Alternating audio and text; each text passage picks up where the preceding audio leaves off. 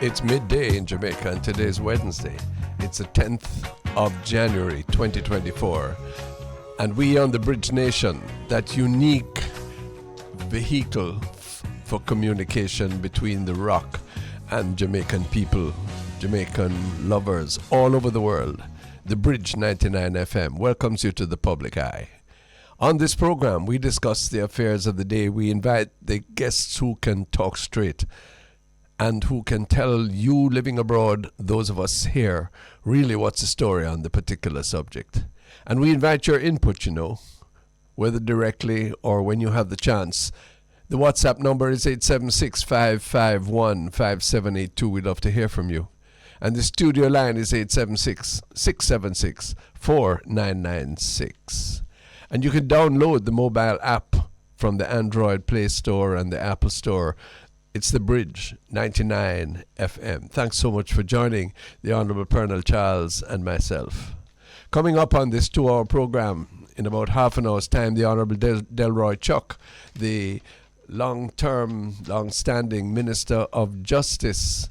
He's been talking about the ways in which those who have offended the law can have a new lease on life, can have their convictions expunged. It affects migration, and it's a model for other countries of the Caribbean, what we do and what we don't do. And of course, there are other questions we want to ask Delroy. We want to ask him about his role on the oversight committee of the Integrity Commission in Jamaica, the premier institution, the anti-corruption institution. There's plenty of viewpoint that I'm sure he will express there. And then later on in the program after 1 o'clock, Jalil Dabdoob is an attorney at law from a well-known family in Jamaica of Middle East origin, and he takes a strong position against the genocide which is taking place in the region of Gaza, and he asks about the role that we Jamaicans and our government ought to be taking in response to that. Controversial subjects, we don't shy away from that, but we discuss them fairly and squarely. Join us on the public eye. This is the Bridge 99 FM. Mr. Charles, sir, morning to you. Good morning, sir. And both you and I had a serious problem in Kingston, Jamaica, which is not unique to our city or to our country at all. Yeah. And that is the utter congestion of traffic and the loss of productivity. Remember Dennis Chung on our program on Monday stating that one of the inhibitors of productivity was the absence of an efficient transportation system. Now you, Mr. Former Minister of Transport, what thoughts do you have years after you made your efforts to make the system efficient? What's gone wrong and what can we do now? I know you're going to back me up one day and interview me. Yes. Well, Ronnie, what's on the road now cannot be described as anything other than total chaos. The reason for that? A good labor right will tell you it's prosperity. Everybody buys their own car. Uh-huh. And then you and I know, we'll say, if we had an organized transport system, then people wouldn't have to use the car, couldn't stop them from buying car. Yeah. What's an organized transport system? I envisaged that this was going to happen years ago. This gridlock. Yeah. Because, as my permanent secretary, who was Pokes Davison, told me, Mr. Charles, Kingston was never a planned city. Not above North Street. Not above. Yes. It had a grid before then, but even then the grid was never the grid never allowed for passage of the quantity and size of the modern era. None of us really recognize that more people, if we were catering for people who were originating in Kingston, born in Kingston, that would be one thing. Looking at the input that the people from rural Jamaica who get an education, looking at jobs, come to town. As the fact of urbanization throughout the Caribbean. Right.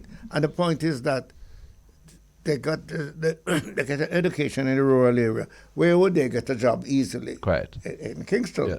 So people migrate to Kingston under that. I said, I envisage that you're going to have lines and lines and lines from Portmore to Kingston, because Portmore is the largest. Portmore being the dormitory community across the Kingston Harbour. Yeah. Well, and is the largest has more people there intelligent than dormitory in the Caribbean. Sure, many Eastern Caribbean countries can't match the population of Portmore.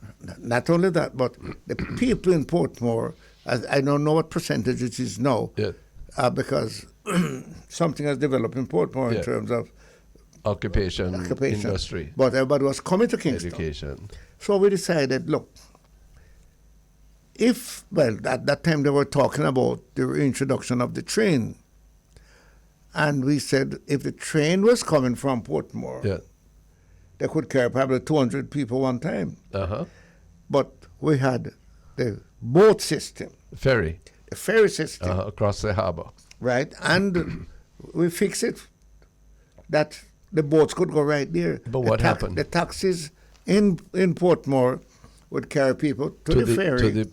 To the port. The port. Yeah. They would come across in 200-300. Yeah. And the taxis over here would take them uptown to work. Yes. And reverse the process at the end Same of the thing day. for Port Royal. Well, but what happened? Things have changed, and government has changed, and the question is, why do we defeat ourselves? You remind us on this program, Mr. P. Charles, that as a child you would come to Kingston to look at tramcar. In those areas, gardens, yes, as a prize. Okay, but then look at public transportation. In those days, 60, 70 years ago, we understood the need for mass transit. Yes? Yes. We have changed that by thinking that road transport, notably the buses and latterly the taxis, is a more efficient way. We have now found that we can defeat ourselves by our own preferences.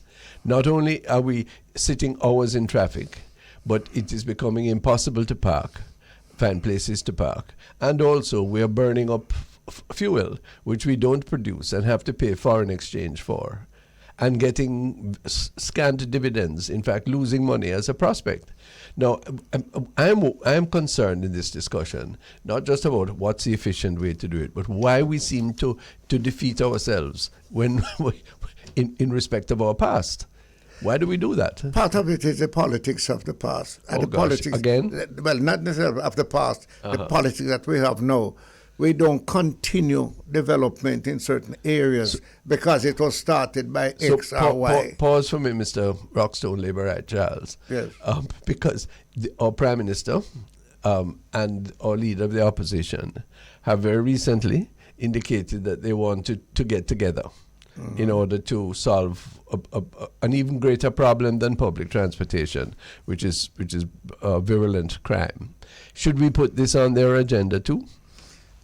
I want to tell you what I put on the agenda first. You remember I told you of a JLP meeting in Halfway Tree, and most of the people who were at the meeting at JLP were from Central Kingston and West Kingston. And then there was an establishment of of South West. Yes. Where it's PNP dominated. They couldn't walk home. That's all right. Why? Because we have two, I hate to support the Gleaner in there, what I call foolishness by two gangs.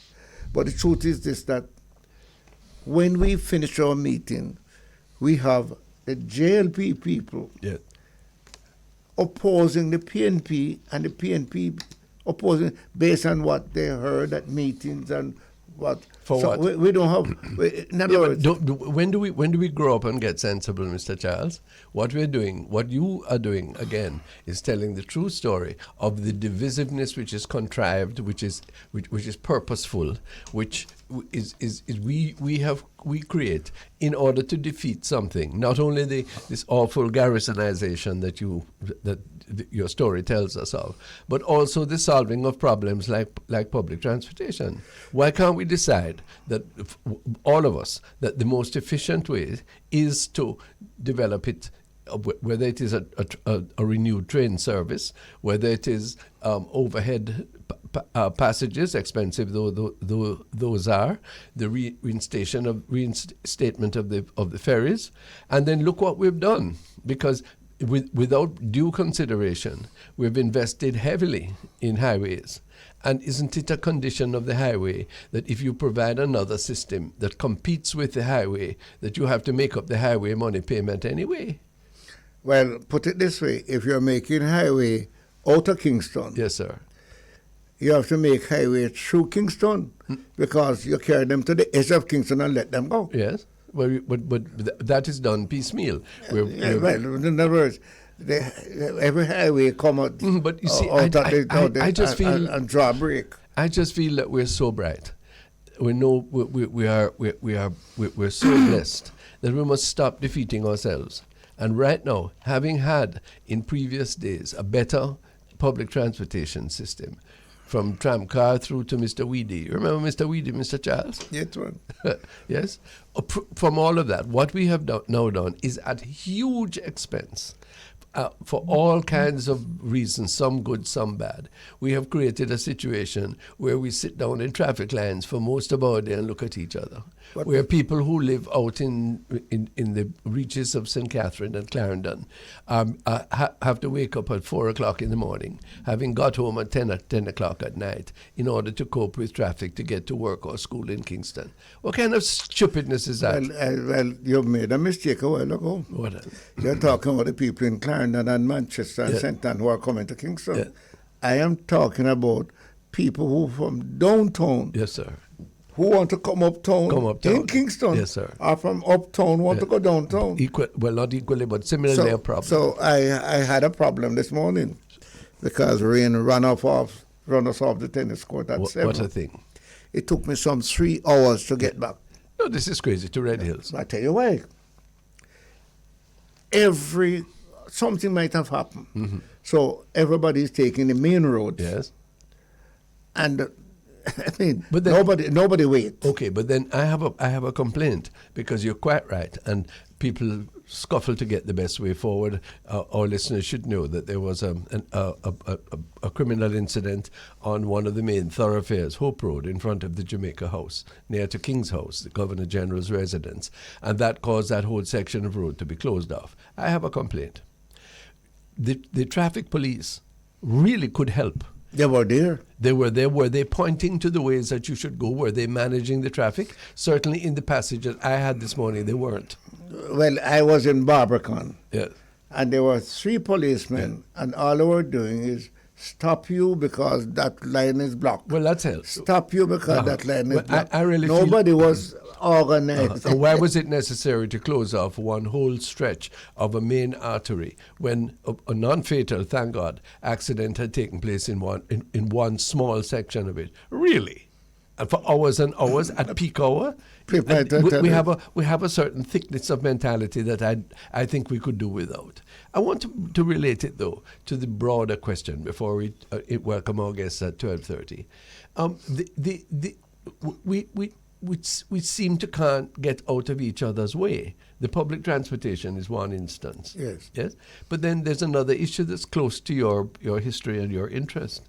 You had the Minister of Labour and Social Security, the Honourable Pernell Charles Jr., speaking to parliamentarians yesterday, having to call together the elected representatives and to say to them, can you please help that when this remarkably good program of sending Jamaican workers around off to Canada or to the United States for farm work, please don't defeat it, because the highest proportion of those who abscond are Jamaicans, 90% the figure was, and thousands every year apparently of the 10,000 that go, 2,000 plus abscond.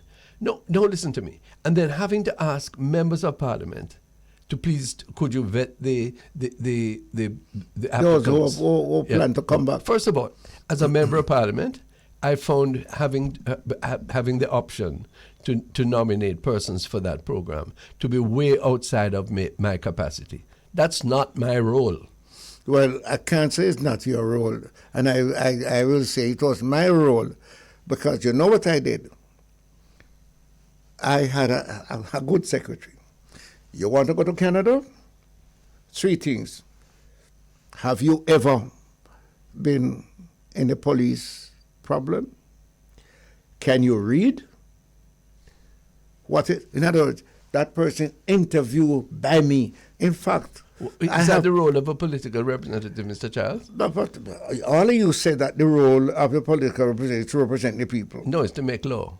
To what? To make law according to the No, interests but of the people. big law, but Ronnie, No, look, if you There know, are- I agree with your tests, your Yes. 3 tests, and Yes. it's illustrative for us to tell us, and that people listening to us should know. But the fact is that the people who get chosen are people of the political persuasion of the member of parliament, more than less. You sometimes entirely to that case. it was not so though. It The is so church now, used to get an and amount, which they don't now. and the citizens organization We used to get an amount. deliberately deny ourselves the institutions of fair play in the society and have a recourse to the political representative, and therefore place him or her in a position where you not going to face your electorate if you are even-handed in giving out your farm work tickets, such as they are, and therefore you are forced into a tribalism which defeats not only the probity of the political process in Jamaica, but as the Honorable Colonel Charles Jr. yesterday said, but doesn't go into the background. He doesn't go deep enough as we are going now. It defeats the very program itself. Because if I were a Canadian employer or an American employer, and I had to undergo the expense and all of the preparations and everything else to get these people there, and then many of them run off before they reach run off my at the farm. airport. Yes, They have run off somebody at waiting for them. Indeed, sir. When you have that, yes, what does it do to Jamaica? As the minister himself said, what you're doing is hurting the whole program, but he's asking the wrong people to correct it. They can't. Yeah, They simply cannot but correct it. But who could correct it? If we had one voice that said, look here is how we're going to do it. Here are the penalties if you breach.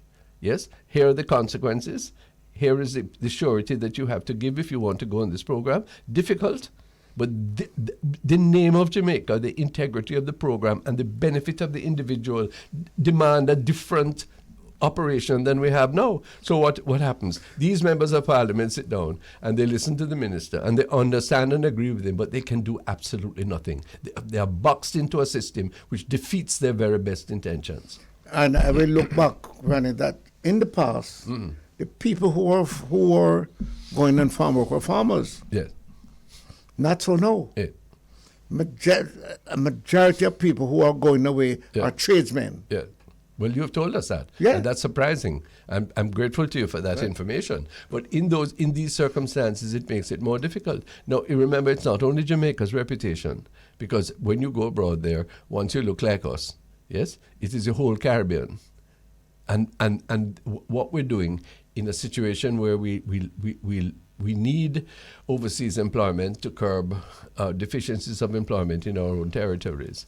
What is happening is that the way it is done and the absence of in my view, proper provisions are defeating what is an important earner of foreign exchange, what has been the opportunity for upward mobility, as you have told us so many times on this program, and I know, yes, for so many people who get a house, who are able to send their children to university, all of these things.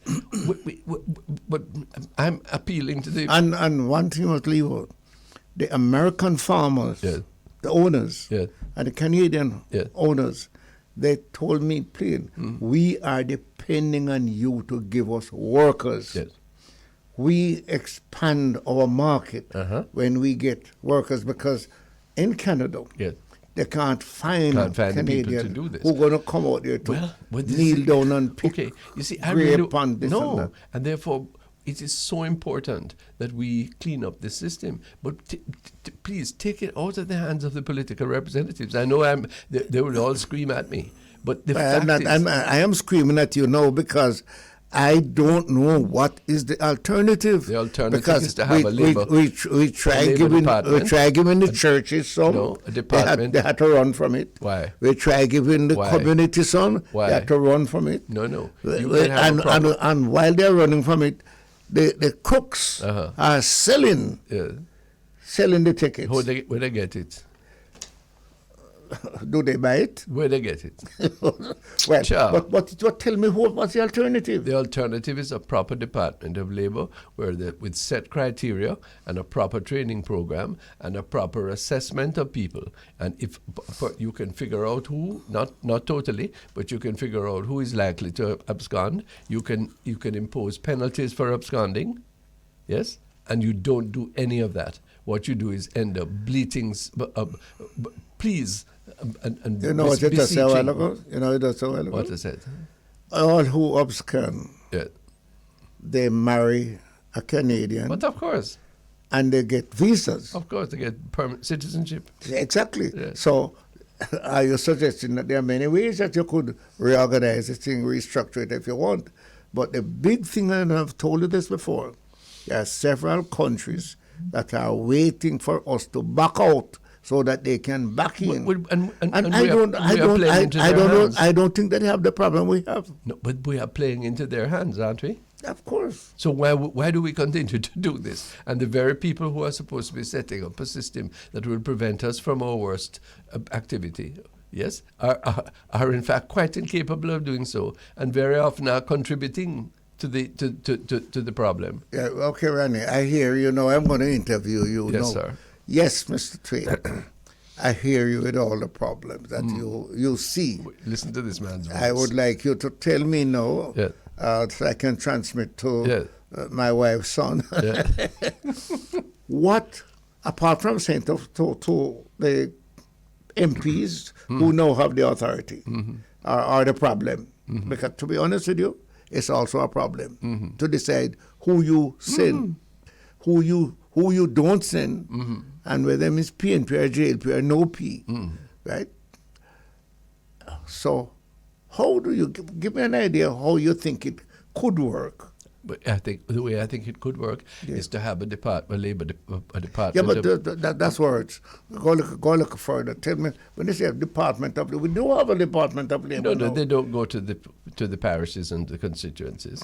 And you say that they send people out there, and you make an application. Come to the parish capital if you fit the following criteria. Yes, and you go through a rigorous examination.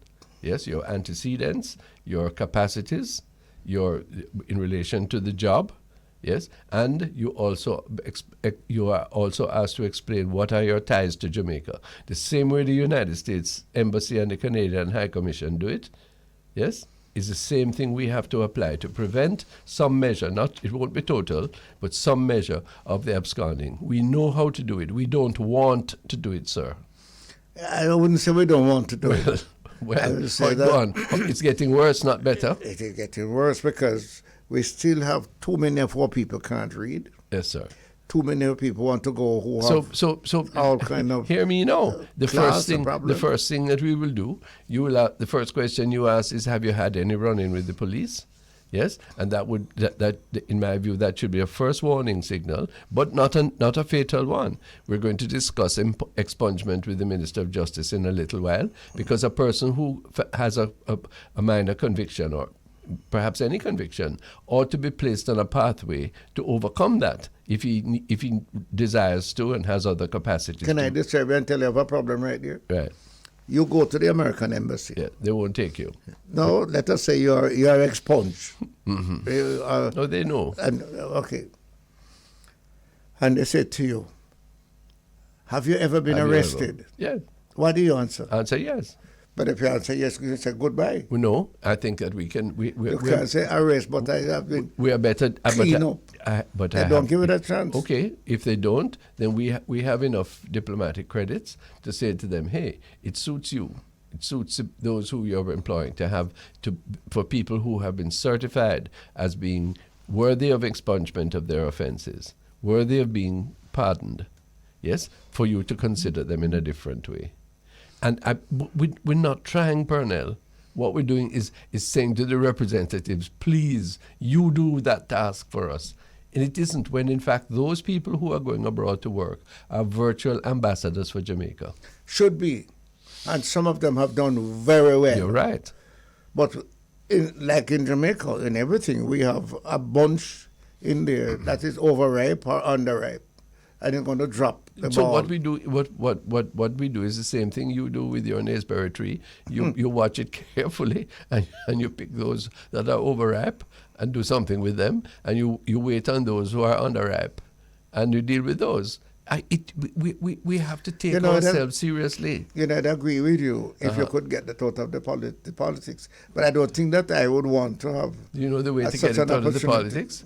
If people, not us, we're beyond that, but if people of different political persuasions would simply realize that to keep on doing what we're doing now is a dead end. We're seeing it play out in the most grotesque form in other parts of the world. We have, there is a cusp now that we are on. The two political leaders have been talking about joint action on crime. I'm dying to see what they do. I would have thought that at least another Vale Royal meeting would have taken place between last week and now when they made the commitment.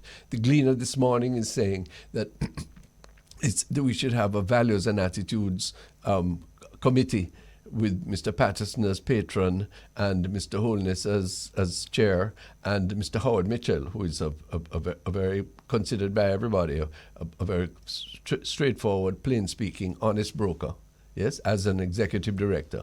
So we sit here, and anybody can criticize us, but not successfully on this point. The need to have a strong common policy on public transportation. Now we're talking about overseas labor. What is wrong with us? The same way we can meet and talk, the same way Mr. Golding and Mr. Holness can do so. And those behind them can simply fall into place. And well, let me assist you against my own will in this point. Hear that? If the leaders change, the followers will change. If the leaders don't look at say, I'm not joining you because if there is success in my joining you, you're going to take the success and put me out. No, but what it means, sir, is that I will judge. But when I go to vote, I will be encouraged to judge on the basis of the character and my assessment of the performance, real or expected, of the candidate, rather than being PNP till me dead or Labour right till God comes. Yeah, but Ronnie, you see, the point is that you pick up a problem and solve it. When you say to a man, listen, crime is a problem. Yes, sir. Come and let us put it together and solve it. And then you get on the platform. Who is going to say, you help me solve crime? Why? It is I who solve crime. No, but you see, that is ego tripping. No, but that is what the problem is, why the government could not get the PNP to support them. Because why don't we get off? But I don't agree with that. I think the PNP didn't support on a matter of principle, and the government was stubborn about it. They're still being stubborn. If you look at the front page of the Gleaner today and see some of the arrant nonsense that a minister of government is talking about the Integrity Commission singling out politicians and then giving the very answer to why they do. In the same article it's given. I mean, it's embarrassing. But can't we possibly understand that we're not going to make the distance and the difference that we want to if we continue separating each other? It's not that we're going to agree on everything. Well, I'm not sure that there are many Purnell and Ronnie around the place. But we're not unusually bright. We have experience. No. Don't add me to you. On that note, you're a very bright man. No, I defer to you. On that note, we break. When we come back, the Honorable Delroy Chuck. This is a Bridge 99 FM. The program is a public eye. Don't ever think of going anywhere. This is a Bridge 99 FM. A little while from now, we join the Honorable Delroy Chuck, the Minister of Justice, talking about how we expunge the criminal records of those who have made good after a mistake in their earlier life, and other matters to do with the vital portfolio of justice. You know, the institutions of justice are one of the greatest bequests that our British colonial history have given us. Now, they used it to keep certain people in their place, but we need to use it to liberate our people and to ensure public safety. Yes, but the system of the courts of an independent judiciary. I am proud that we in Jamaica have a system of impartial judges. You know, it doesn't exist in many other countries. Yeah, but when I heard it the other day, when I heard the Chief Justice, the Chief Justice saying how well we were doing, and then last week he said that we are way behind. Well, we are in some respects, and we can talk about that. But my own view is that we need twice the number of courthouses and judges, and we have enough lawyers. Good Lord knows. But in order to handle these matters, the parish court seem to be doing well, but the High Court and the Court of Appeal seems to be doing well, but the High Court civil and criminal divisions are not. Now, the answer to that... But if you have the judges, why are you closing your courthouse at 4:30 and 5 o'clock? Answer me, sir, because... Why are you not having night courts? Well, they do in some instances, but not in the more serious cases. And I think we're complacent about the system, when in fact it can be greatly improved to our great pride and advantage. Well, let me bone one at you quickly before Delroy comes. Do you think that we have jumped from where we were to where we are now too quickly? Let me reserve my answer on that question. The Honorable Delroy Chuck, Minister of Justice, welcome. Delroy, are you there?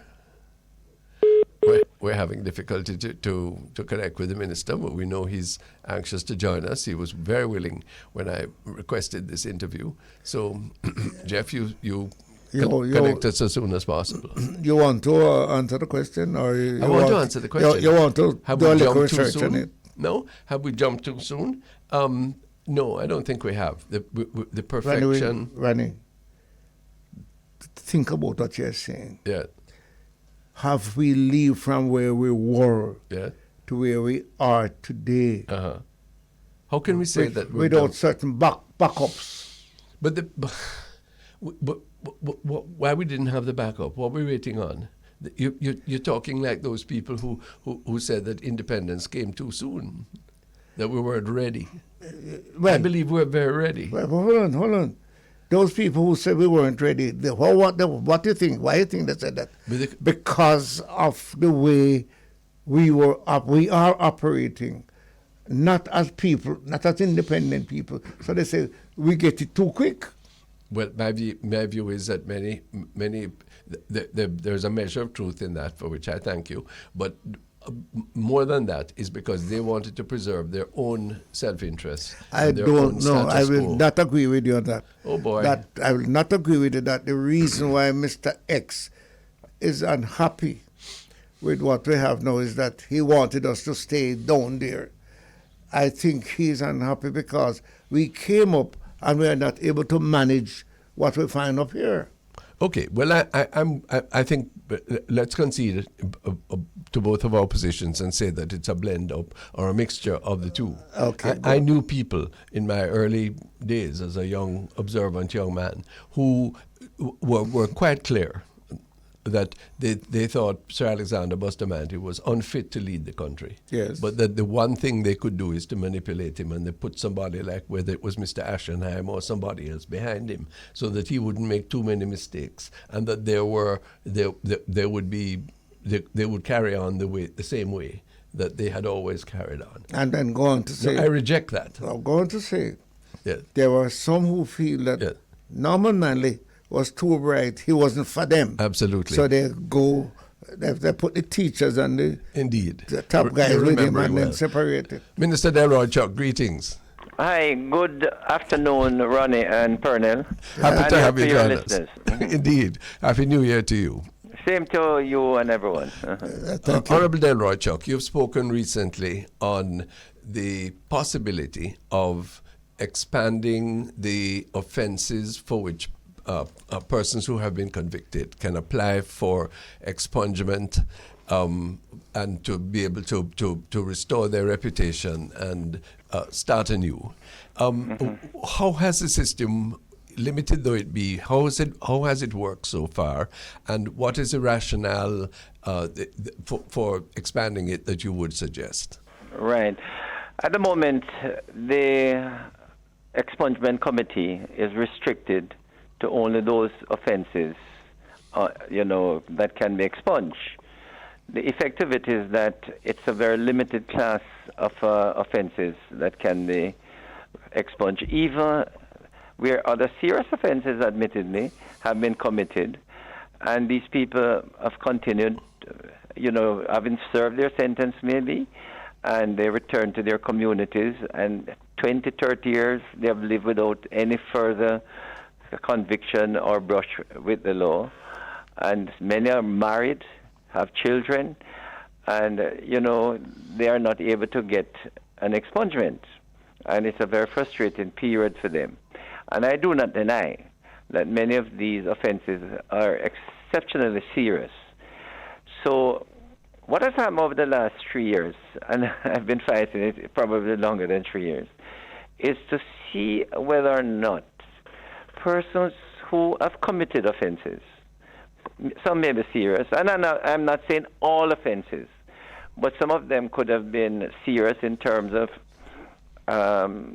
some may be firearms offenses, some may be rape, some may be exporting ganja and cocaine.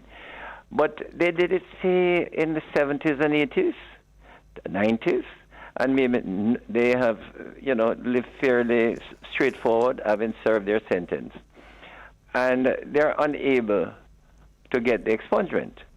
So I did discuss with my cabinet colleague and also technocrats within the Ministry of Justice that we could really exclude certain offenses like murder, treason, serious aggravated robbery, and so on. The point, though, I wanted a broad opportunity where, regardless of the, and by the way, if you serve longer than 5 years, it might not be expungible. Yeah. And some of these sentences could have been 10, maybe even 15 years.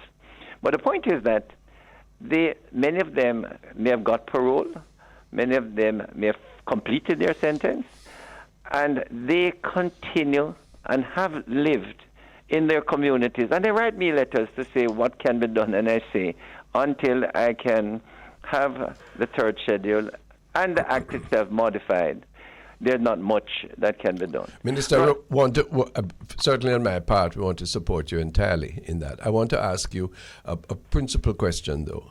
If a person has made a mistake in life, Right. and they have paid the penalty for making that mistake, on what basis does the society continue to visit punishment upon them? Well, Philosophically, Ronnie, morally. Well, this is exactly my feeling. And I'm not denying that there are certain offenses, especially those that have got, say, life sentence. You can't expunge, for one reason or another, the life sentence, and they can only get a pardon from the Governor General. But I'm thinking that a number of persons may have been found in possession of a bullet or a gun. They got sentences of 8, 10 years, as the case may be. And for the last 20 years, they have not committed any further offenses. So you would really like to expand that category.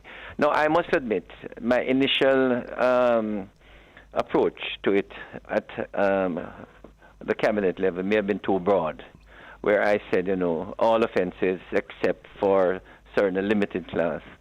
And there was a little pushback that, What a pity. Your thing was too broad. What a pity. But so I am still to adjust. Yeah. And one of the things I'm trying to do is to adjust it in the third schedule, Yeah. where, in the third schedule that restrict or Allows greater latitude. allow greater latitude. Yeah. So I'm planning to go back to cabinet with an adjustment to the third schedule as the first step. And the purpose of this interview, sir, is to build public support. We speak particularly to the diaspora, but also to local people, to build support for exactly what you're doing. We cannot continue to be recriminatory and revengeful. But age after age. You have to see some of these letters I imagine. that people write. I mean, you take a situation, Ronnie. There was a case, carnal abuse is not expungible. And there was a case in which don't hold me to the exact age, but it could have been 18 or 19 years old, had consensual sex with a 15-year-old. Yes. It was known. Yeah. He went to court. He pleaded guilty. Yeah. When she became 18, they got married. Yeah. Now the children are in their 20s and 30s now, Yeah. living abroad. Yeah. And the wife Can't can go. visit them, Yeah, but the husband he can't Yeah. visit them. Yes, look at that. When I saw the thing, is the wife who wrote me, To say, tears Minister- come to my eyes. of course. That she really would like to travel with her husband. Right, so. And because his carnal abuse he cannot can't be go. expunged, then he can't travel. What do you think, Mr. Parnell? No, I am worried about how the Jamaican government treats this matter with other governments, particularly the United States government. Because if you go to the American embassy, the question they ask you, have you ever been arrested? Although you have expunged, you can't say no. Why can't you say no, Minister? If it's expunged, don't you have a clean record? No, but I think the way they put it, you see, is have you ever been convicted? So nothing is wrong with you saying yes, but it has. No, you don't get that. It has been expunged. You don't get a chance to say yes. But that no. is something I I understand be that. But that sorted can be out. And- negotiated, can't it? And to be frank with you, most times, as I understand it, when they apply with their, with their police record, the persons admit that they had an offense, but it has been expunged, and many of them get through. And in fact, to the best of my knowledge, when the American embassy finds out that in fact they had records, because sometimes the American embassy and the Canadian literally write the CRO to find out Criminal if the Records person- Office. Yes. And when they find out, they show it to the applicant, Yes. and the applicant then apply for expungement, especially minor, the ganja offenses and cocaine offenses. Yeah. So those are things which sometimes, and simple matters which can be expunged, and then they race to us and beg us to try and expunge it very quickly. Yeah. But the problem is we now have to write CRO, and CRO takes a long time Look at that. to give us the report.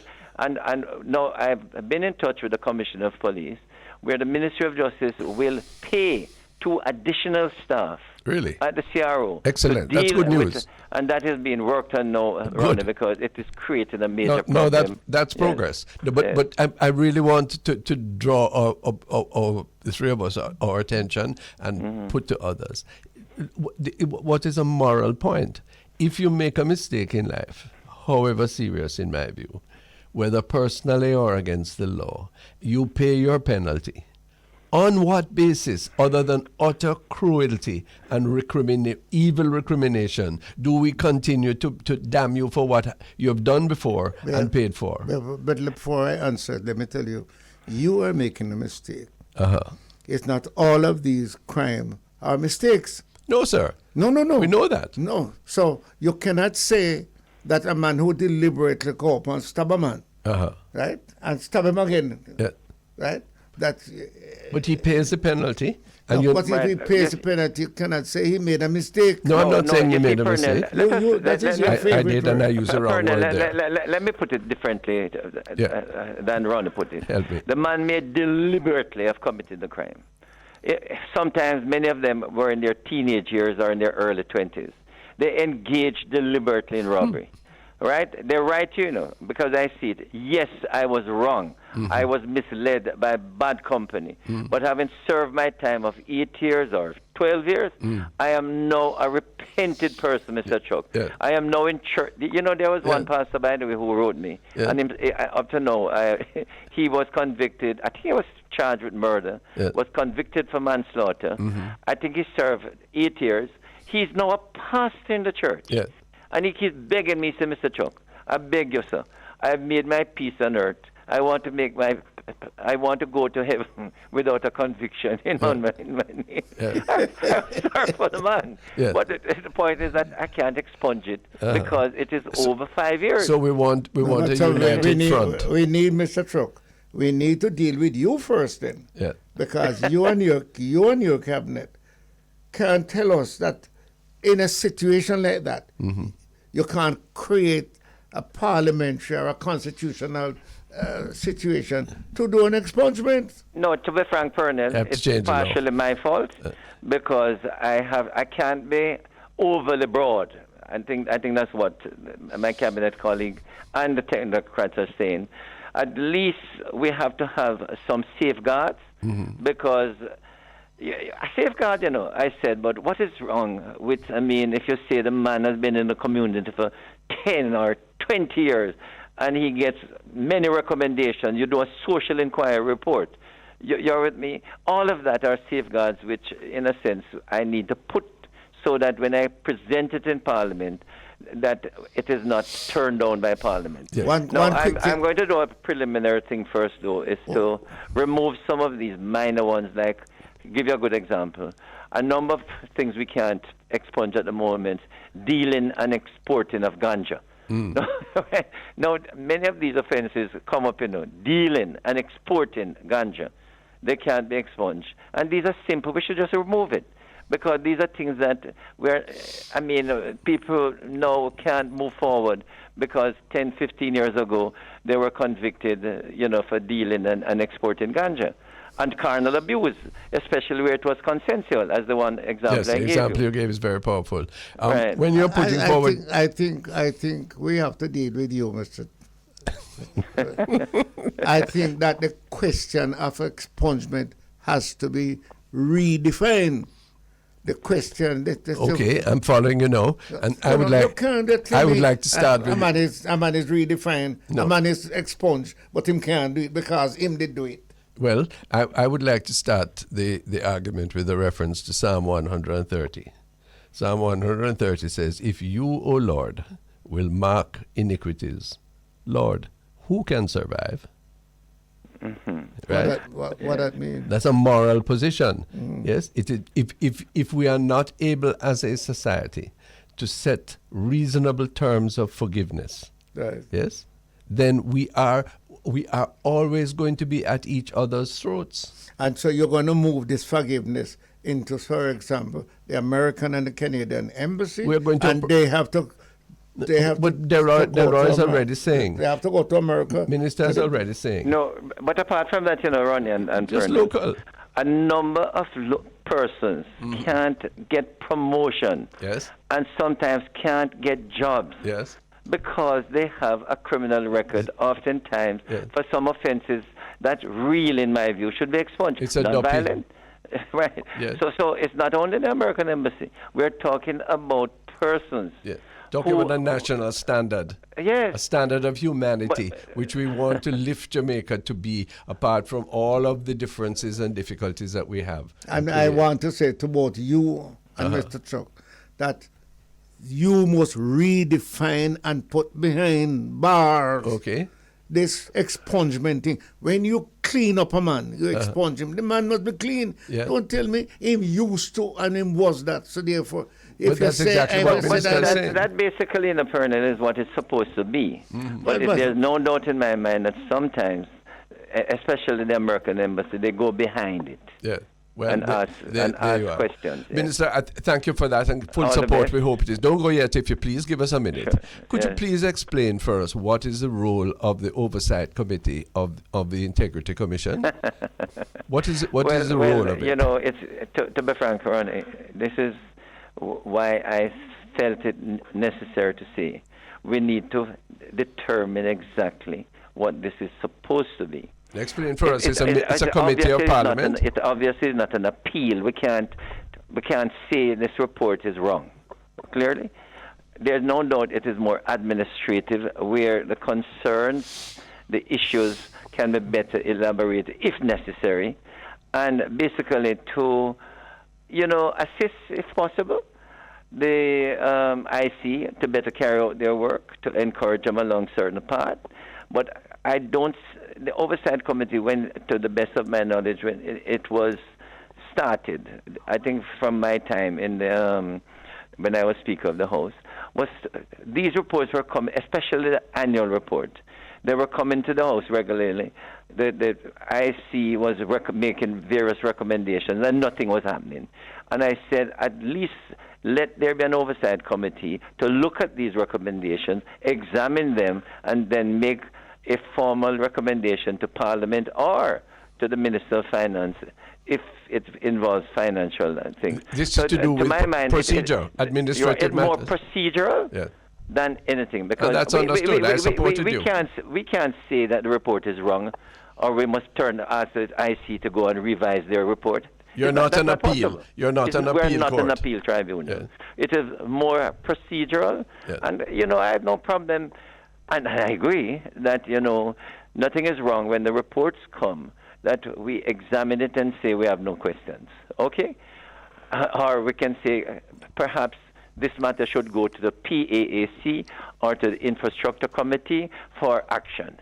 So that is the sort of thing which I believe we can do when you examine the report.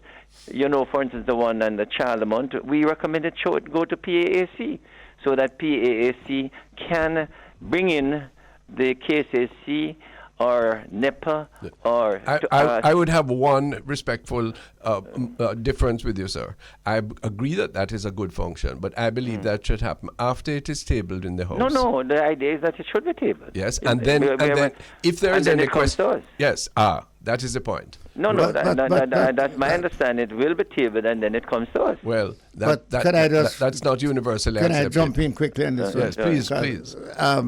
Delroy was a Speaker of the House. Yeah. And I was you were a Speaker. What a collection. I used to get a letter from the Integrity Commission telling me that Mr. Brown is short on certain things, and I've been trying to get in touch with him. And I called Mr. Brown inside and said, listen, do your thing and go. Does that happen, Delroy? That used to happen when you were Speaker? Or I was given special privilege? I used to just get the report. I wasn't really asked to contact anybody. What usually happens is that and you got them too, we would inform the Prime Minister or the Leader of the Opposition that these persons have not filed their returns, something like that. And they would in the report that I got to speak, it would say that ABC have not filed their reports. So we would inform either the Leader of the Opposition or the Prime Minister and urge them to do so. But obviously, those 9 or 10 reports that we got recently were not parliamentarians. All parliamentarians file their report. These are public officials. The Speaker can't really ask the KSAC to tell me to I understand that the IC did about 9 or 10 reports of persons who failed to file, and I read these reports and nothing is wrong with them. Okay, and I think that the IC acted properly and sending the reports to Parliament. That's not a difficult thing. Glad to hear your views. So one other thing before you go. Chief Justice points out that the civil matters in the Supreme Court of Jamaica, and we know that on the criminal list, have these huge and unjust delays. We had Mr. Justice Morrison in the St. James Court facing, he's there now, 194 cases to be dealt with in 4 weeks. Can we join you in a strong appeal to Parliament? The truth of the matter, Ronnie, is that I strongly believe that it is impossible to continue along this vein. And Mr. Justice Bertram Morrissey has the right idea. Of course. If the case against you, I, as a defense counsel in the 80s and 90s, when the case is so overwhelmingly against me, I tell you, let's beg for mercy. Yeah. Because if it goes to trial, you're going to be convicted. Well, that's a plea bargaining Right. that you have And that is why when I became minister, I introduced plea bargaining with the necessary safeguards that the judge eventually must do the fine. Ronnie, in the United States, 95% and more of cases are plea bargain. Yeah. If they had to try 95%, the American courts would be in backlog. Yes. Right? And the prosecution similarly when they have a doubtful case. You see, what usually happens around if it's a weak case, offer the man a lesser offense with a lesser, and they're likely you to can come accept. to some compromise. But who do that? So a lot of these cases, Ronnie, negotiation should take place between the defense and the prosecution, the best way forward. Obviously, many of them will have to be tried. I'm not denying that. But there's no doubt that 9 out of 10 of them could be dealt with by plea bargaining. Hear the minister. So the DPP, for example, would be in discussion with you, Ronnie, as an attorney about a particular case. Actually, so it wouldn't go before the judge then? It would No. It does. Still come before the judge. Has the final say. Yes. Okay. But you come with an understanding. Yeah. Right. Yes. So for instance, I recall Pernell and Ronnie, when I was in practice, I used to go to the judge with the prosecution to say, we are prepared to plead guilty to manslaughter. Mm-hmm. And sometimes they say, let him look at it carefully. And oftentimes, in most cases, he's willing to accept manslaughter, especially if there were grounds for manslaughter. This is in place of murder. In place of murder. Yeah. And it happens many times. Yes. So the truth of the matter is, how it really should happen is like in the United States. Once a case is ready, either case management level in Jamaica or the DPP could actually write defense counsel to say the matter is ready for trial. What's your position? We have a strong case. What's your position? We are willing, if you plead guilty, we would recommend 15 years. That's a bargaining position. Defense counsel might put it to his client and say, no, if you agree to 8 years, we will think. And that's why you call it negotiation. Plea negotiation. Yes. But at the end of the day, the judge has to agree to it. That's how we put it in Jamaica. Well, you've said it well. This sounds very good. I mean, we could get rid of half of the cases. That is the way more than half of the cases could be dealt with. We want to support these measures in the interest of justice. Minister Delroy Chuck, thanks so much for being available. All the best to you. All the best to you, Pernell, and your listeners. Thank you very much. The Honourable Delroy Chuck is the Minister of Justice for all Jamaica. We'll soon come back. Thanks for being with us on the Bridge 99 FM, to the diaspora, to the world, to Jamaicans and Jamaican lovers, wherever you are. The numbers are 876-551-5782 and 876-676-4996. This is the Public Eye. I'm Ronald Thwaites. The Honourable Pernell Charles OJ is the co-host. Welcome, Jalil Dabdoob. Hi, good afternoon, Mr. Thwaites and Mr. Charles. Afternoon. Thank you very much. Jalil Dabdoob is an attorney, and he is a frequent correspondent in the newspapers on matters to do with the Middle East and with the equities and justice and injustice there. Injustice. Yes. Jalil Dabdoob, what is your present perception of what is taking place in this conflict between Israel and the Palestinians? Well, this is an ongoing struggle for maybe 90 years. And I think this is just a flare-up, again, which a lot of people, I would say, point to an operative date of October 7th. October 7th might have been a flare-up day, so to speak, but it is a resistance by the Palestinian people, a rightful and legal resistance, I would like to add, to an illegal occupation of their lands, to a displacement that has occurred on them for upward of 80, 90 years and continues to today. Let me understand you. You justify Hamas's attack of October the 7th? I don't justify any civilian deaths. But I do put things in perspective.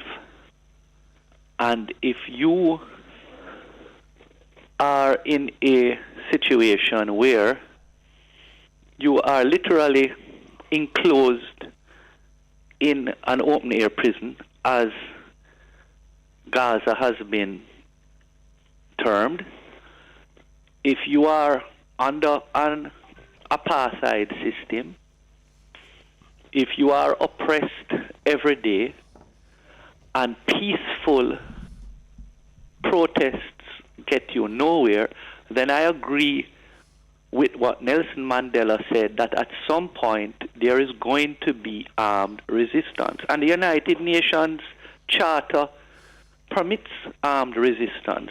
And this is a fallacy that, respectfully, I think the world does not appreciate. And this label of terrorism is just splat all over the place to describe Palestinian resistance. At the same time, you're taking your point that you do not condone civilian deaths. What took place on October the 7th was carnage on unsuspecting and innocent Israelis, and must be condemned, must it not?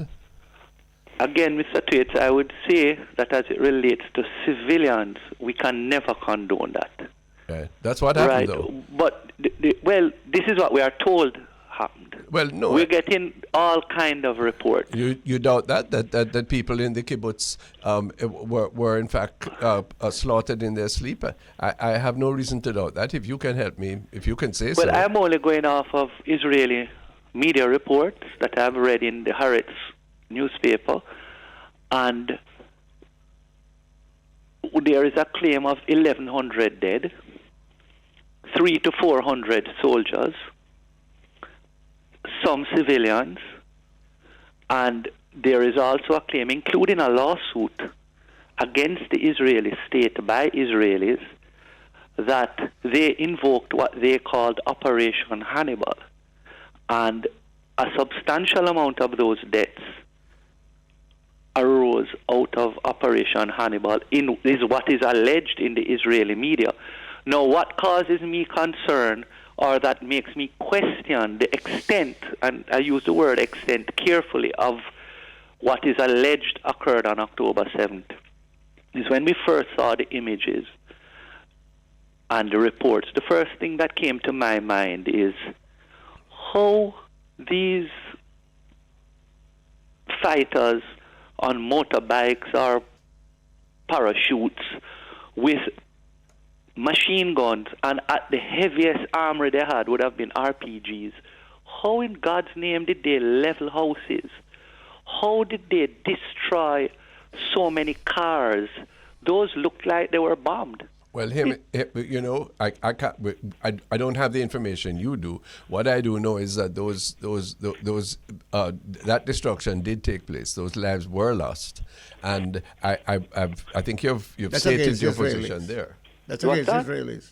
Yes. You're talking against Israelis. Yeah, but does that justify? No, that's what we're going on to know. Yeah. In terms of what has taken place subsequently, Jalil Dabdoob, yes. What is happening there now? What do you believe to be the case? Babies, sick people, people who have been told where to go for protection. It's as if gathering them till you can kill them one time. I mean, how do you justify it? Well, I want to just be clear before we leave that, Mr. Charles and Mr. Tate. Don't get me wrong. I don't condone the killing of civilians, but I'm trying to analyze what happened on October 7th. Now, we move on. Obviously, something was going to give after October 7th. We know how Israel normally operates.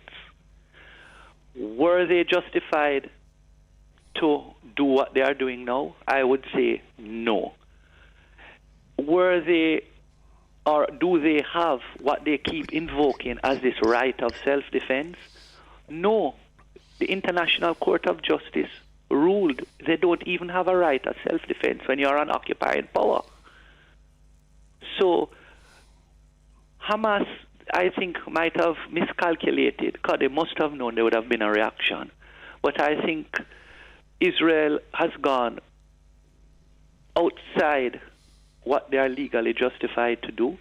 And of course, they have taken it to another level. And what they are instituting now, and again, I'm going off of what I'm reading in the media and what I'm seeing in terms of video footage, is collective punishment.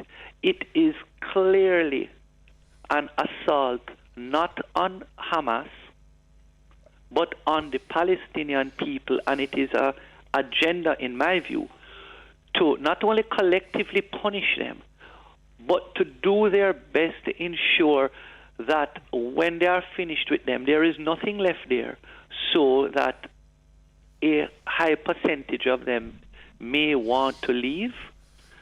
Well, I mean, I think it's even more explicit than that. Benny Gantz and others in the Israeli cabinet have virtually said that there must be. They don't expect that there's going to be any Palestinians in Gaza. It's that it's too dangerous from their point of view, and you must go to Egypt or somewhere else.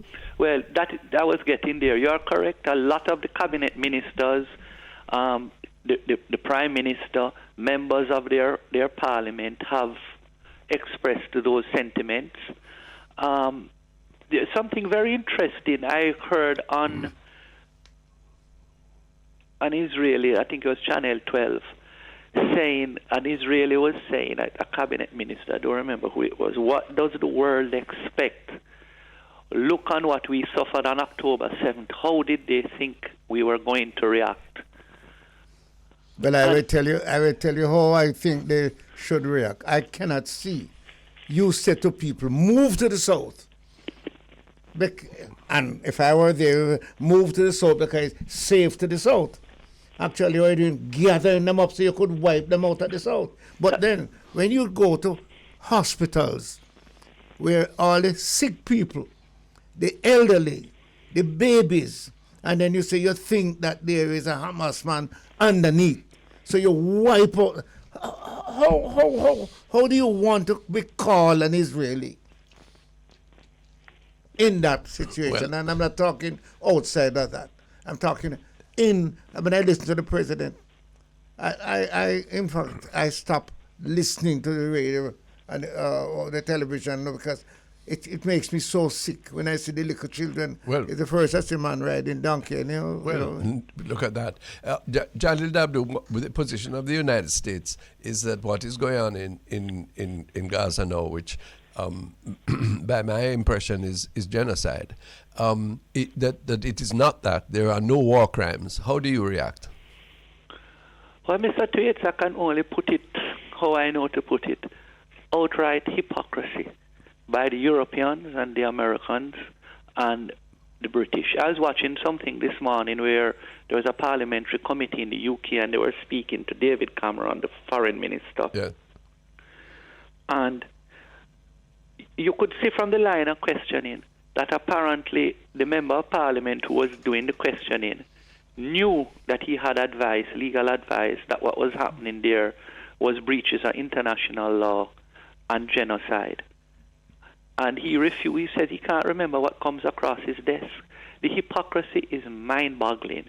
If you listen to the EU statement on Ukraine, if you listen to the US statement on Ukraine, what they said, they accused Russia of genocide, collective punishment, and with due respect, what is happening in Ukraine is minuscule to what is happening in Gaza. I mean, I'm not condoning what's happening in Ukraine either. I don't think civilians should ever be the target of even if you have a justified reason for going into a country.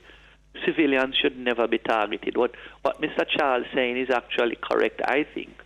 It seems like in Gaza, they gathered these people to slaughter them. You have seen countless videos of people walking with white flags, old ladies with their grandchildren being shot. You are seeing people being driven over by tanks and bulldozers. Well, that was the most horrible one. They shoot a man and then drive over his body. Yeah, and then I read a report, I think on Sunday, that one of the camps where, where they set up the... Yeah, refugee camps. Yeah, with the tents. Yeah. They bombed it. Yeah. And, I mean, and told the people to move off the Al-Aqsa Right. hospital because they're going to level that too. but No, And then the United States, Jalil Dabdoo, we're Jamaicans of whatever pedigree or origin, and we respect the United States, friend of Jamaica, a place where many of us go and live and benefit, and also trade and financial arrangements. But they are consistently vetoing a ceasefire, which the rest of the world is open to. My goodness, what do we make of that? How do we justify? How do we rationalize that? I want to say, from my perspective, it's mind-boggling. I was educated in the U.S. I came back to Jamaica idealistic, and I remember thinking, what a brilliant legal system these people have. It's all hypocrisy. It's all about the geopolitics. There is no principle or value on human life, I have learned, attached to, and not just the Americans, but in general, political decisions at the international level and sometimes at the local level are based on expediency. There are very few people, and in my later years, I have come to appreciate certain people who, when I was younger, I would look on through, I would say, the American viewpoint. And I'll tell you straight and plain, one of them would have been Michael Manley. I have a different perspective of Michael Manley now. Well, that's interesting. Then that may take us to another point we want to raise with you, because here are we, three of us talking, and there's general consensus that what is taking place is a hopelessly inhuman escapade. Now, what should the Jamaican people know and think? What should they say? And very importantly, Jalil Dabdoo, as one who has been closely observing this whole issue, what should the Jamaican government do? I think the Jamaican government should very strongly condemn what is happening, given our own history, given our own society. I mean, we are a melting pot of cultures. Predominantly, our people are of African descent. We come from a history of slavery. The majority of our population would have descended from slavery. And a lot of our people also came to Jamaica fleeing persecution in various lands. Yes. I think that is an important factor in guiding the government in what it should do. Traditionally, we have been a stalwart in terms of human rights and injustices around the world. We were one of the strongest people. Yes. I mean, I don't have to tell you and Mr. Charles about Jamaica's position on apartheid. Yeah. Mr. Manley was a very strong and outspoken, almost fearless. Yes, Sir Alexander, in a different way. Mr. Hugh Shearer, more than anyone, perhaps. All of these are extremely important precedents as to how we stand. Are we standing sufficiently in accord with that history, or do we seem to have deviated, Jalil Dabdoo? I think we have deviated. I think our government is not strong enough. I am concerned that we have been compromised with connections with Israel. I'm just basing this based on what I have read in the press. I think that our Prime Minister started my concern in 2017 with this vote where the UN rejected the U.S. approach to naming Jerusalem as the capital of Israel. That brought some concern. But the October 7th incident, he came out strongly. It almost sounded like an American tailored statement from Mr. Holness. And thereafter, he has never once spoken about the loss of Palestinian lives. He has never once spoken to the occupation, and that there needs to be a just resolution, and one of the just resolutions must be the end of the occupation. And that has been the Jamaican line for years. Mr. Dabdoo, let me say this to you. Yes. Ronnie and myself and this program, we all will say we wish that October 7th never happened, that the Palestinian guys never go into Israel. But when you see Israel come into Palestine, I mean, it's a difference between your brain and your heart. You cry Yeah. to see what's going on there. At the bottom line, But you know, interestingly, Mr. Charles,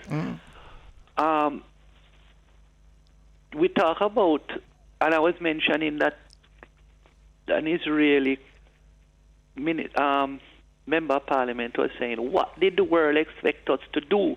They caused us to do this with October 7th. Now, I just have one thing to say on that, you know. What did you expect Palestinians to do after 80 years of beatings, confiscations, murders, detentions? You're talking 80 years. The fact that it took 80 years for something like this to happen. well, it's not the first, is it? This is certainly, I mean, It's certainly the gravest. yeah, I mean, if you line up the tragedies in this conflict, you have so many Palestinian massacres. You have Sabra and Shatia, you have Dar Yassin. I mean, you can list them out where they were just massacred. So I am not justifying it, but what I'm saying is, if you think October 7th justifies the Israeli reaction, then what are you going to tell the Palestinians after 80 years of suffering October 7th every single day? Let me tell you what Ronnie and myself are worried about. We are worried about a continuation of what is taking place there, as if you are trying to wipe out a nation, so that their third and fourth and fifth and 10th generation never have a chance to even come back to sit down. Now, so the answer to that is, how do we say, hold it, stop, go no further, so that the people who become refugees can even get food and water? Hold your answer, Jalil Dabdoob. Let's take a short break. When we come back, answer that question. Answer two, how do you reply to those who are listening to us and who say, well, you know, Jamaica is far removed from that theater of conflict, and we don't business with that. We have other fish to fry. And that the government has made a statement, I believe, back to a resolution in the United Nations calling for a cessation of hostilities. Isn't that enough? And bigger than that, are you an anti-Semite, Jalil Dabdoob? Do you believe that the state of Israel, a state of Israel, should exist? Much more on this very important topic when we come back on The Public Eye. This is The Bridge 99 FM. This is The Bridge 99 FM. The program is The Public Eye. Pernell Charles and myself are the hosts. We're interviewing Jalil Dabdoob, who is an attorney at law in Jamaica and an outspoken commentator on the conflict, the war crimes, in my mind, that are taking place in the Middle East right now. Jalil Dabdoob, we ended the last segment with a number of questions for you. Yeah. Can you... I'm not that sharp to retain all of them. Can we take them in stages? Yeah. Are you? Many people listening to you would say that you're an anti-Semite. You're against the state of Israel. Are you? You know, when I hear that, I have a laugh. I grew up. My father always used to tell us, "You're not a white boy, you know." I used to be called white boy at school. He used to say, "You're Semitic." I grew up considering and knowing myself as being Semitic. Semitic people are the peoples of North Africa down into Ethiopia, Eritrea, that area back up into the Middle East. So when people accuse critics of Israeli policy of being anti-Semitic, it is just a gross attempt to conflate issues and to cast aspersions on people. I hold no ill will against any person of any race, creed, color. I do hold ill will against any ideology that sees itself as supreme to any other. And my concern is the state of Israel is founded on the ideology of Zionism. It is guided by the principles of Zionism. Zionism is now under constant criticism by all well-thinking people, because at the core of the Zionist movement are principles which are repugnant to humanity. There is no principle, no ideology that I will accept that deems one race of people superior to another. There is no ideology I will accept that says God gave anybody any land. And I am a very serious practicing Roman Catholic. There is no ideology I will accept that will say that for my security, I must rob other human beings of their human rights and their civil liberties. So, if any state practices those policies, I am going to criticize it. And I am going to criticize any other state, Jamaica included, who does not speak out strongly against it and who causes up themselves with any such state. Are you asserting that that is the position of the Jamaican nation state now? You wrote an article in the Gleaner and you spoke about, my paraphrase, you please remind me of the exact quote, but that the Jamaican government and Israel have some sort of clandestine love affair? Well, I can only make that suggestion based on what I'm seeing. I certainly don't like the cozying up. I certainly don't like the fact that the cozying up is taking place at a time where there seems to be all this assistance or engagement with Israel. And I certainly don't like the fact that this engagement and cozying up is contrary to Jamaica's long-standing position on the issue, and a position that has crossed both party lines. The principle of non-alignment and the principle of non-alignment and the principle regarding have the parties in Jamaica specifically espoused a two-state solution? Well, our Prime Minister, the current Prime Minister, says he supports a two-state solution, which was so ironic. I found it almost embarrassing that you are cozying up with one country, have close relations with that Prime Minister. You're jumping up on your political platform saying, I support a two-state solution, and here he is back home telling the world, I am proud. For the past 40 years I thwarted the two-state solution, and there is no two-state solution I support. What do you make of the statement? Do you pay any significance to the statement made by Minister Hill in full support of the Israeli position? Do you see that as influencing or reflective of the government's position? I can only say that to me it was, from my perspective, distasteful. Secondly, if it is, he has a different position to the government. It should be made explicit. Up to today, neither our foreign minister nor our prime minister has ever disassociated themselves from what Minister Hill stated his position was. So I'm going to take it to be that is the official position of the government of Jamaica. No, you're saying that they haven't done so publicly, but you are not aware of whether it has been done otherwise. But, Mr. Charles, and like Ronnie, you're saying that if it was done, it should be matching what Mr. Hill has done. Yes, because there are many of us who don't support that. And we are a part of the government.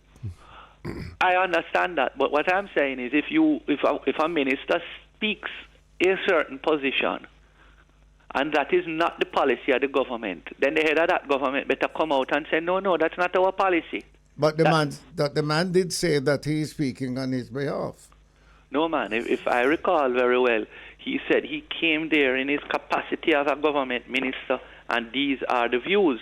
I don't That's think what I understand from that's the report. not one I understand. But even if he was speaking in his personal capacity, Yes. I have the gravest condemnation of that, because what you're doing is expressing a view about human life and about conflict, which is repugnant. It indicates a set of values, a philosophical position, a moral position that is repugnant to the office of a minister of a democratic country. Why don't you take a stand up, make a statement on my stand? Yeah. My stand is not in that way. Your stand is that it would have been the reproach would have been made privately. No, my stand is that Yes. I cannot support any Yes. country Yes. that is going to destroy Yes. another And that's set not of that's people not that's not like an, that's not a statement against Jews. That's a statement about human principle. Yeah. How do you react, Jadal Dabdoob, to those who say, look, no, this is not Jamaica's war. We are far away. We're no business with them. Yes, Mr. Holness seemed to have signed some security agreement with an Israeli company. We never heard the details. We still don't know. But it is for them war. Why should it concern us? I think for various reasons. First of all, our clout internationally, I think, has always been on the basis that we're a country that stood by international law, Yes. that were at the forefront of human rights struggles. Yeah.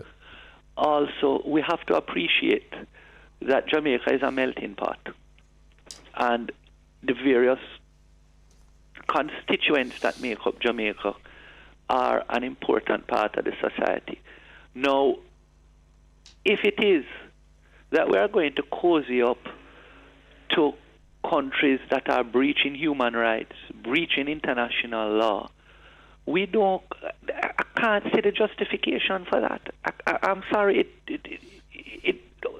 in the 80s, would we have been cozying up with Pickwater and his racist regime? Well, but no, it seems to me that it is evidence, further evidence of a tendency in this era to do whatever we think will please the American government, and the American government is obviously not pro-Israeli, anti-Palestinian, and we are simply saying, boy, come back, we follow back at you. Well, Mr. I think that's exactly. Mr. Dabdoob, Yes. you used two words a while ago. Right. Very exciting to me. A melting pot Right. and human rights. Yes. Now, you can put that as my position. And I don't know whichever side. Wherever you are destroying human rights, and well, let us come to Jamaica. Right in Jamaica, we have some Jews Sure, and we have some Palestinians. certainly, And we have to be careful. eminent people. Hold on. We have to be careful because you can't say because Dabdoob is here and and you are over here, right? You're Jewish, right? Yes. Okay. So we have to be careful that we don't destroy either of you. No, but we have But the position we have to take is in the interest of human rights Yes. and international law. What should Jamaica now do, Jalil Dabdoob, having regard to what Colonel Charles has just said? Okay. I just wanted to just recalibrate something, Mr. Charles. I agree with exactly what he has said. Go ahead. But there is this long-standing conflation, which is wrong, about Jews. Jewishness, Judaism, is not a problem. It is a long-standing religion. It is a great religion. It is not the problem in the Middle East. We must not conflate Judaism and Zionism. Now, if we have Jews in Jamaica, and we have many, and I'm close friends with Jewish people in Jamaica, that is not the same thing, and I would not like to cast some of my Jewish friends as Zionists, because I have some close Jewish friends who cringe at what the government of Israel is doing. And I see all over the world Jews demonstrating. In fact, they are some of the leading academics condemning what is happening there. You have Norman Finkelstein, you have Ilian Pape, just to name a few. You have even Gideon Levy, who is a renowned journalist in Israel, who condemn what is happening. And not only condemn what is happening in Gaza, because we keep talking about Gaza, but what is happening in Gaza, they are taking advantage, and the settlers are killing Palestinians in the West Bank. They are raiding the hospitals in the West Bank. They had a hostage exchange a couple of weeks ago where they released 100 and something Palestinians, but the same day they illegally detained another 300-400. So when we say Jews, I don't want to say that, because there is nothing wrong, and Jews are not the problem in this struggle. It is a political ideology which tries to take the religion of Judaism as its justification, and that is wrong. In fact, it's like me as a Christian taking my religion of Christianity to go to Japan and say I'm going to take over Japan on the basis that I'm a Christian, and use the ideology of to support and use Christianity to support my ideology. That is what is happening, and I think it's unfair that we keep labeling Jews in this derogatory manner. I understand that your position there. What happens now? What should the Jamaican government? How should the Jamaican people be led and encouraged to view this situation and to place our support, our concerns in a more forceful fashion? I think that we should support the South African application, as other countries have. That's the application to the International Criminal Court. Right. The ICJ for an application to declare... International Court of Justice. Right. I think the leadership of the administration should make it clear to the Israelis, look, what is happening there, we don't condone it. And what strikes me is that a lot of the articles that I wrote, I got a lot of private feedback. And I would tell you, 9 out of 10 people are disgusted with what happened. And I'm not talking from any particular political party. I'm talking right across the board. And I would say that the only, in terms of the leadership, Mr. Golding has been the one who has really spoken out the most. He's tempered it down a bit now. Who is this, Mark Golding? Mark Golding. In fact, I think the opposition has put something before the House, a resolution, which I hope the government debates and allows to have a fulsome debate on it. My concern also, and I have spoken about it, is that is what is happening in the Middle East and the democratic countries of the West trying to protect Israel and the Zionist ideology, is it going to hurt democratic freedoms around the world, and will that come to Jamaica? Because they have already started. It is bound to. But that is what I'm saying. It has already started. I mean, a lot of the Western democracies, quote unquote, are now passing legislation where you can't engage in boycott of Israeli goods. You can't propose sanctions on Israeli products. If you criticize Zionism and Israel, you are deemed anti-Semitic, and it is deemed hate speech. I am concerned that comes to Jamaica. Well, you know, to me, it's a deeper thing. If you are soft on this issue, then you are soft on the value of human life. And that is my contention about Mr. Hill.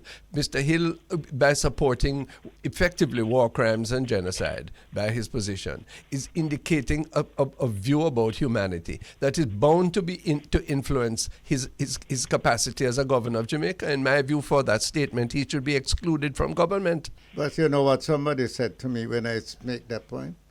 That Mr. Hill will say the same thing about the Prime Minister, and Prime Minister take the position on Hamas. No, that could not be the Prime Minister's position insofar as the government has stated anything, has had much more nuance than his full-throated support of genocide. I agree with what you're saying, yes, but of I'm course. telling you that the position out there is clear. Jadid Dabdoo, before Mr. Dabdoo, the position is from the chair that we sit here. We want to see the killing, the murder, the war, the bombs stop. And I back the government. People have to have a place to stay. You can't put them in the sea. You can't kill them and say they've got to join another country. You know what they have enough land for them to be. An academic at Columbia University, Edward Said, I was reading something he said in an interview years ago on CBS before he died. And it is something that I think is true. There has been a great injustice done to the Palestinian people. That is acknowledged history. It continues to be done. But I think the first step that the world needs to take, and the Israelis, if this thing is going to ever solve, is there needs to be an acknowledgement of that. I can promise you that as a Palestinian Jamaican, and many Palestinians I speak to around the world, we have never felt that injustice has been acknowledged. It is as if it did not happen, although historically it is accepted that this is what happened. And about what is happening now, what's your position? I mean, are they comfortable about what is happening now? No, they're not. How could they be? They condemn it.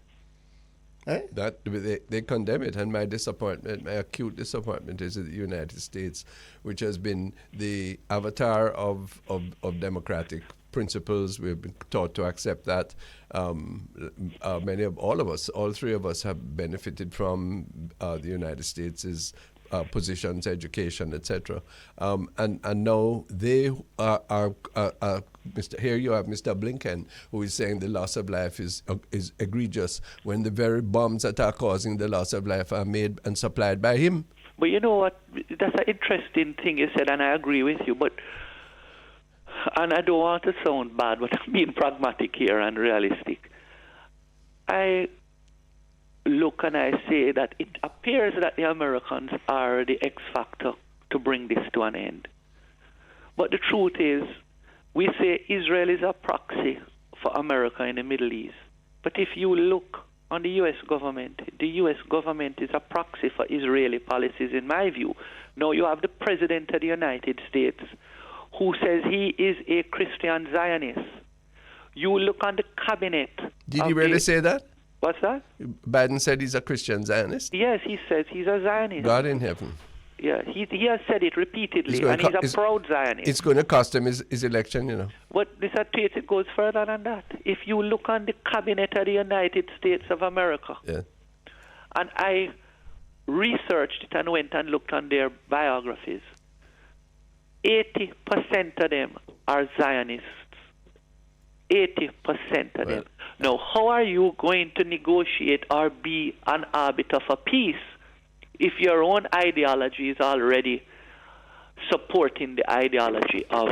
Well, that prospect is. And these are the things that a lot of people in the world, including myself, for years I never acknowledged it and never looked on it. But I guess with age comes wisdom. And you start to connect dots that you did not see before or appreciate before. Thank you very much for explaining your position. As clearly we haven't had anyone else to do that, and we're grateful. Jadil Dabdoo, grateful again. Thank you, and I just want to say that it is a pleasure speaking to who I consider two stalwarts of both political parties. And I didn't even know you both co-host a program. We do it And very I think- purposely because we believe that coming from different perspectives, we can find common cause. Well, I love it, and I would love to see more of that in our country. And Thanks. I salute both of you for that. Thanks I just very much. wanted to All tell the you best. that there's going to have to be an announcement Yes, that the war has stopped. yes. Food and clothing Yeah. and life can return to these people. Principal position. Thanks again. All the best. Thank It's you. 5 Thanks minutes a lot, before Mr. Charles and Mr. Tweets. Okay. 5 minutes before 2:00. What do you think of that? What do you, some would say that his position is aggressively pro-Palestinian.